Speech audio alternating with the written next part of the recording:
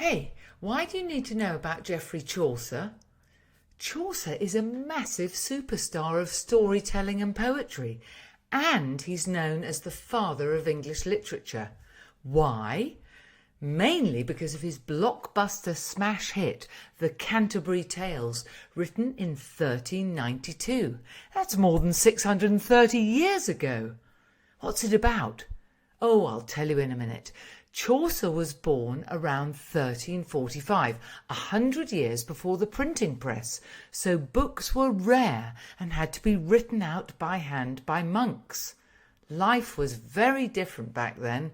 You had the king, his rich noblemen and lords, and at the bottom you had poor peasants and farmers. Agriculture was the backbone of the economy, and farmers worked on the land with simple ploughs. If the weather was bad, crops failed and people went hungry. Too bad. The food they ate was mostly bread, ale, vegetables, and only chicken or pork as a treat. Remember, no internet or mobile phones, no cars, no computers, no electricity. Illness and scary diseases like the plague were common. Life expectancy was around 40 years old. Education was for the wealthy. Entertainment was mostly singing, dancing and storytelling. A very simple life. Chaucer wrote the Canterbury Tales in around 1392. What's it about?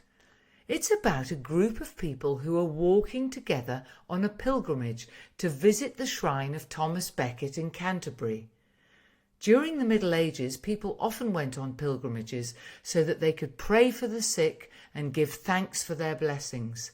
They would travel in big groups like a sightseeing party and walk and talk together. In Chaucer's book there are 24 stories because, to pass the time on the way, various people in the walking group tell a story. The interesting thing for us is that this pilgrimage allows us to hear from a whole bunch of different men and women in all walks of life. A knight, a miller, a monk, a nun, a cook, a doctor, a merchant and more. And they talk in different voices about different things, the kind of stuff people thought about back then. For example, the knight is full of honour and modesty and courage. The miller is vulgar and funny and a bit rude.